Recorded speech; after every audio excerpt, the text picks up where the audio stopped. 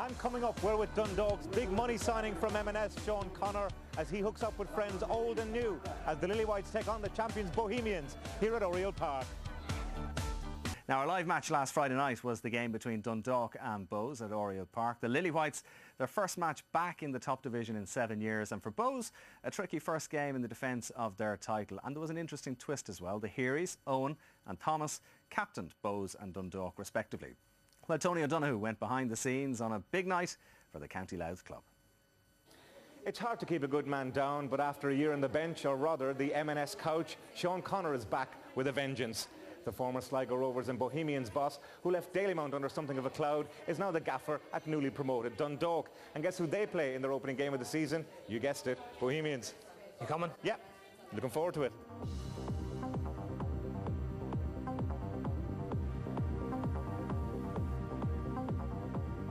John, how much did you miss it when you were away from the game?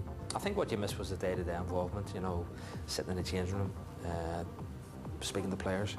I've been sort of here, living here now 9 weeks, and every day you see something and you hear something that makes you realise how big the town is. Bohemians were so good last year. Did you take any pride at all in that? Because a lot of the players were players you brought to the club. Well, you know, certain people will try and tell you that I shouldn't take any pride in it, but look, the fact of the matter is, the last bit of business I did for Bohemians was to sign Killian Brennan, who turned out to be their top scorer. I brought Mark Rossiter into the league, introduced Brian Murphy, brought Crowe back to the club. I felt I was wronged. I felt that I went to the club when they were third from bottom in the league. We went to the top three. We went to the League Cup final. We went to the semi-final of the Cup. I felt that we were beginning to turn the corner and change things around. Was there a suggestion, maybe through the papers perhaps, that Pat Fenlon thought that the players weren't as fit as they might have been when he took over? That's a classic. That's very easy to come in and say the players aren't fit. You know, that really is. Look, somebody once said to me, you judge your time at a football club as when you leave it, did you leave it in a better position than you found it? I certainly left Bohemians in a far better position than I found it. What about yourself and having to play Bohemians? That must have divided loyalties in some respects. No, not really. I'm a Dundalk player now, you know, so like I've no loyalties really at all to Bohemians. I enjoyed my time there. It was brilliant. Really enjoyed it. It was great being part of the team that won the league. But new start for me now. Yeah. What about Owen? We haven't really talked much. We'll stay away from each other until after the game, you know, and then we'll have a little chat, I'm sure. But at the moment, it's just get my head on for the game. Yeah. I've played against him a few times, so I mean, it's nothing new. I mean, it's just another player, you know. When you come up once you cross the white lines, it's going out to do my own job and not worried about anyone else. And you know, I'm sure he's the same, and he'll be looking forward to kicking me, and I'm really looking forward to taking them kicks. I'm looking forward to seeing if he does. And so, after 18 months on the sideline, it was back to business for Sean Connor. Match day and Dundalk's first team talk of the new season. Your commitment, your passing, your movement, do it all right and the result takes care of itself. Are you up for this? Yeah. Are we professional enough here to go out and perform and deal with whatever this game's going to throw at us? Yeah. Are we going to look after each other? Gentlemen, let's get ready and let's go to work. Anticipation was everywhere at Oriel Park and all around Dundalk, as 7 years in the wilderness of the first division, if you like, was about to come to an end with the visit of the defending champions and double winners. A big crowd and live on telly as well. George O'Callaghan's early free kick could have been handball. Sean Connor incensed for the first time.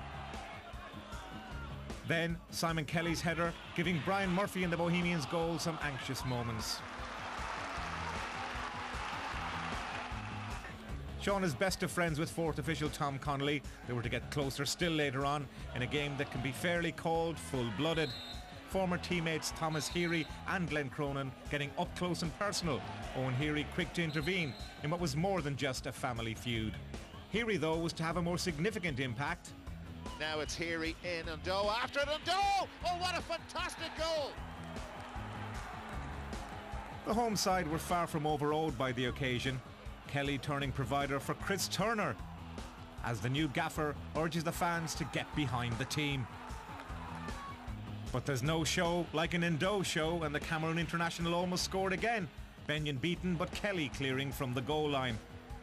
Time for some decisive action from the dugout, and Connor gets Tiernan Mulvenna ready. Inspired?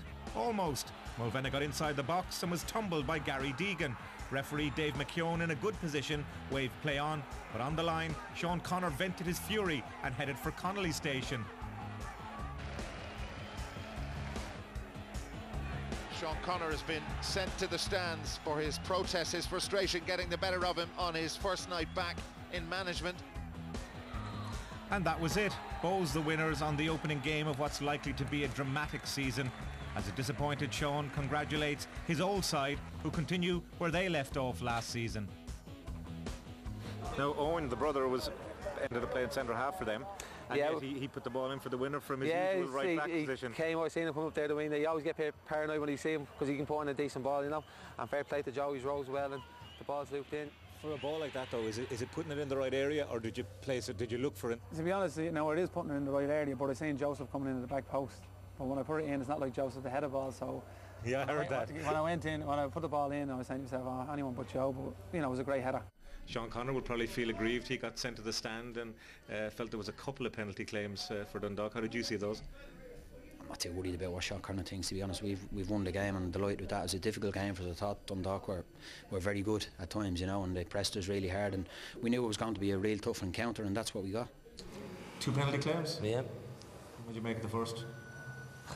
I thought the second one was more, but apparently the first one was a definite handball. But the one that incensed you?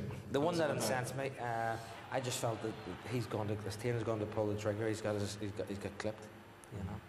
So, like, what happened then? You obviously you lost it a bit. Aye, but listen, it was wrong. I shouldn't have done that, you know. But listen, you know, maybe he's got to develop a wee bit of a thicker skin. But hey, you know, maybe I should do what Pat does and just put my arm over their shoulder and whisper in their ear, because that seems to work. You got a bit of stick from the Bohs fans as well. Were you expecting that? Didn't get half as much as we expected. I was a bit disappointed in them, maybe. You were able to give them their answer, though. I did, yeah. I think they got it too. No comment. Big season ahead for Sean and Dundalk. But from Damien, for Dundalk and Sean Connor, disappointing defeat in the end. But did you see enough to think that they might be okay? They'll be okay, no shadow of doubt. Sean signs good players. That's his great talent, I think, and he organises them well. And they've got an advantage in that pitch, I feel. I mean, visually it's very impressive. It's financially productive to the football club. It's productive because he only lost 1 home game last season for the team. The question I have about it, is it unfair? It's not conducive to the finer aspects of the game. The through ball, there's such an important part of football, the defence-splitting pass. I feel in the surface that the ball flies away. Yeah. So it'll be an advantage to Dundalk because not many teams will be used to playing at that surface. And a good home record gives you a very, very good position to make a push that maybe some people may not think Dundalk are possible. They've got good players, they've got a difficult pitch, they've got good home support. They seem to have a board of direction that are very well organised, and Sean is an organised man, so I think they'll do quite well this year. The one thing on that, Damien, I'd say about Sean as well, I mean, he's taken a lot of flack over the last year or so for the way that it ended at Bohs, but you have to look at the nucleus of players that he has, and they follow them around, and that says a lot about a manager. So clearly he has a lot of management skills that people don't appreciate for those players to follow him. He did that at the Home a few bob, you know. He owes them a few bob. True. What about the, I mean, obviously Sean ended up watching the match from the stands for the last couple of minutes. He was very annoyed about the penalty incidents. Johnny, I don't know your view on those? Looking at the force from there, definitely a claim for there. His arm definitely comes up. He moves the arm. Definitely. Yeah. I just think on that one there, there's a coming together. I wouldn't see that as a penalty kick. No, I don't think there's anything in that myself. Second wasn't a penalty. First one, there's a definite move up the arm. That one there is just a normal. You even look at where the defender Anton Murphy came in from. He came in from the right hand side, you know, so he couldn't. The referee was very well positioned for it. I suppose, in fairness, there's you know, 3 or 4 minutes to go in the game. You're 1-0 down, first game of the season. You're the manager on the sideline. You're going to put up a big shout, aren't you? Yeah, but you've got to keep your composure because the players are looking to you as well, especially in the final minutes of a game. You know, they're looking to you. And if they see you losing a rag on the line, you know, they might lose their discipline on the pitch as well because, you know, you've seen late goals in games, so it's never over. And it is hard. I was going to say, it's a good job nobody in this studio has ever lost their rag on the sideline. Never see.